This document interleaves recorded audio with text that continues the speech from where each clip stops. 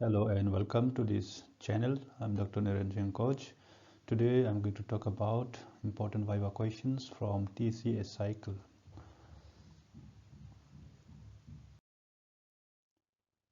The given below are the three important questions that are usually asked from TCA cycle. First one is why it is called amphibolic pathway. The second is energetics of TCA cycle. You must have your answers in your fingertips. And what is anaplerotic reaction? Give some examples.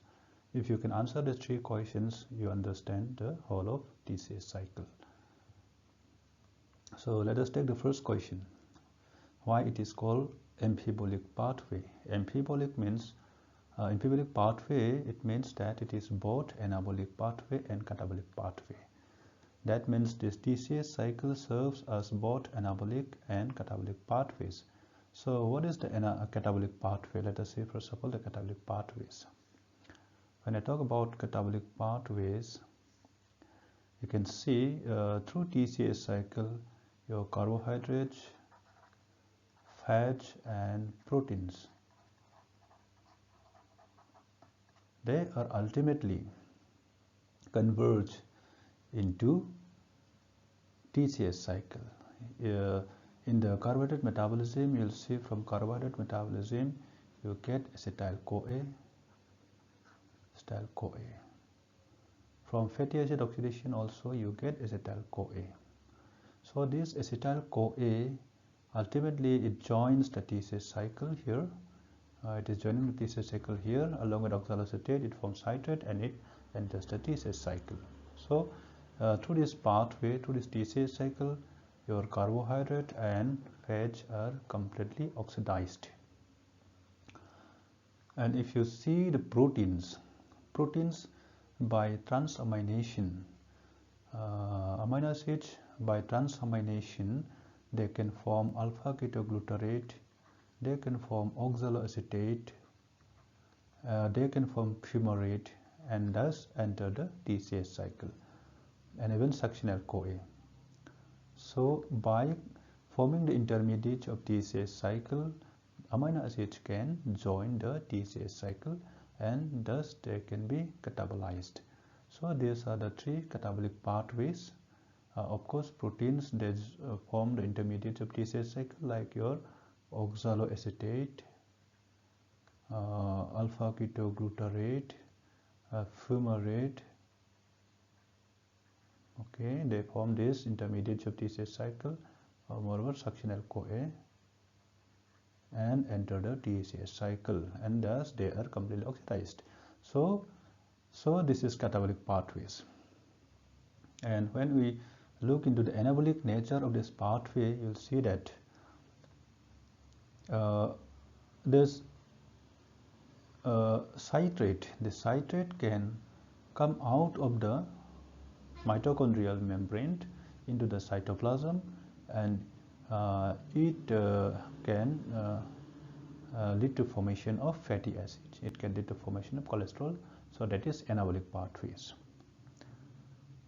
And this succinyl-CoA under intermediate, the succinyl-CoA is required for the synthesis of heme and therefore porphyrin. So succinyl-CoA is going to the heme synthetic pathways and porphyrin. So this is anabolic pathway. And this malate or oxaloacetate, they can be ultimately converted into glucose by gluconeogenesis path. So this is another anabolic pathways. And this alpha ketoglutarate and this oxaloacetate, these two intermediates can by transamination they can form amino acids. By transamination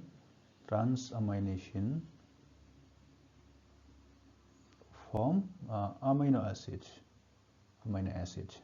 This is reversible. So amino acids can be catabolized through the TCA cycle, or the intermediate of TCA cycle can again form amino acids by transamination. So this is a reversible. You can see two arrows, alpha ketoglutarate in either directions.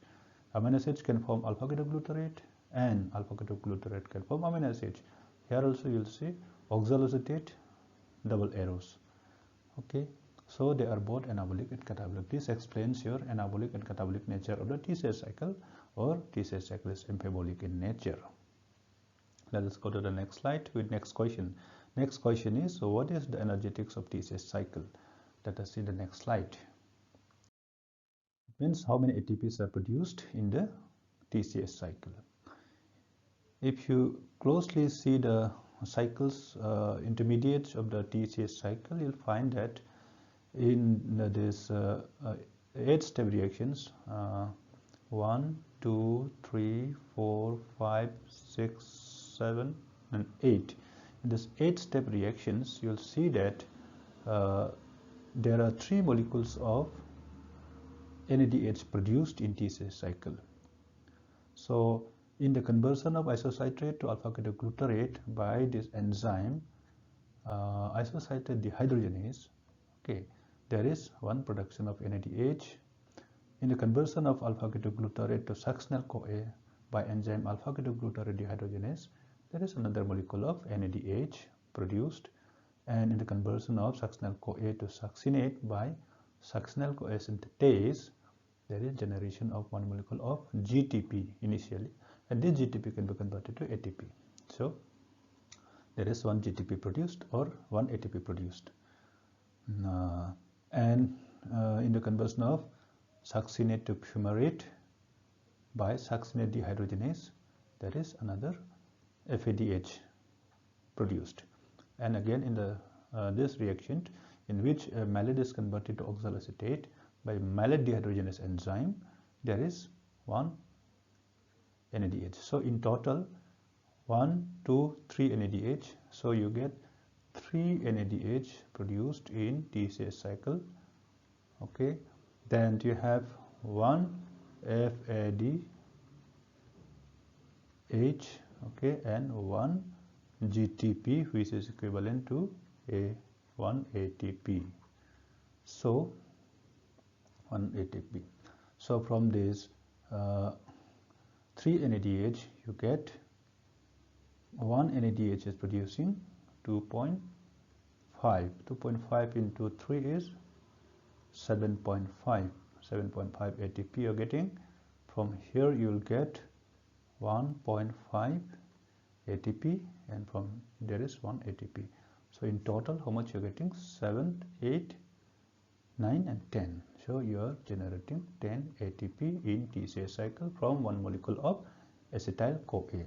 But if you consider one molecule of glucose, how many ATPs are produced by TCA cycle, then you have to take one glucose molecule produces 2 acetyl-CoA, one glucose molecule produces 2 acetyl-CoA. So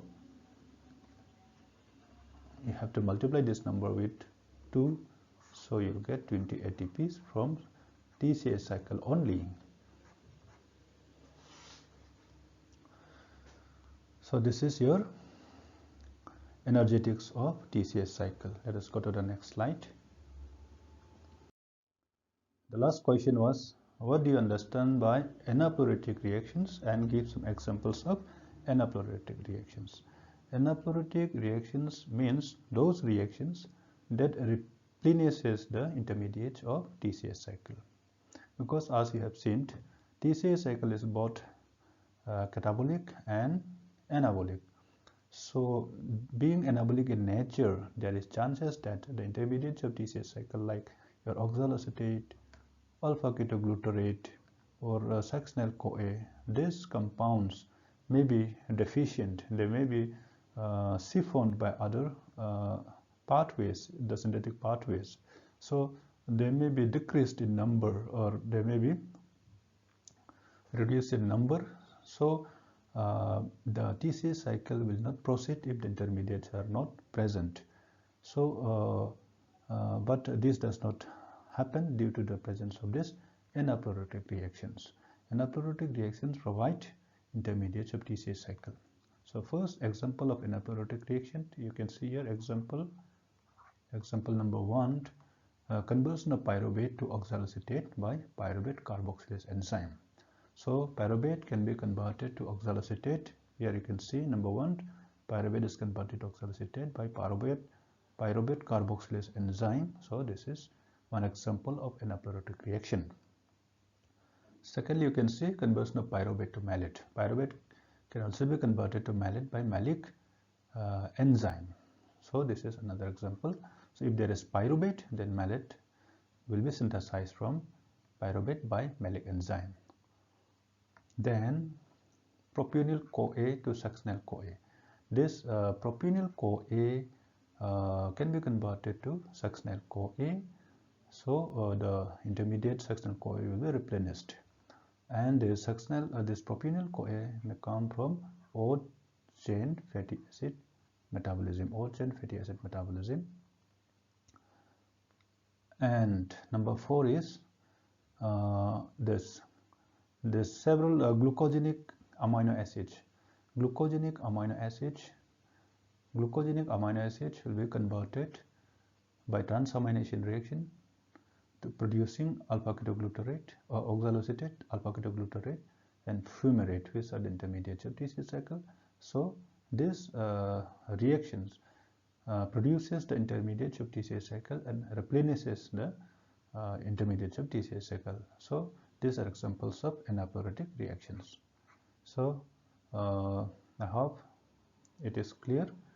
If you want to know in more details, you can just note down this, what all amino acids are converted to glutamate, like arginine, proline, histidine. They are converted to glutamate, and then this glutamate can be transaminated to alpha-ketoglutarate. And here, which all amino acids are converted to succinyl CoA, you can just note down BIM, Bhim bar, isn't it? Bhim. And this phenylalanine tyrosine, they can be converted to fumarate. Aspartate can be converted to oxaloacetate. So I hope this video will be helpful to you. Thank you and happy learning.